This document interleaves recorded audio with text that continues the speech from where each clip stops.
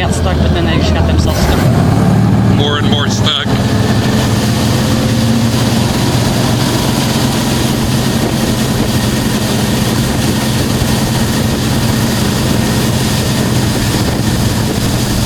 Yeah, my truck's mostly a boat and lumber hauler.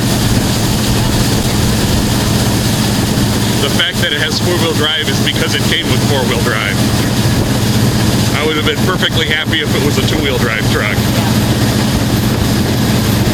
But it was a family truck and we got a good deal on it, so when Wendy's dad died, we got his truck for a pretty good price off the estate, so.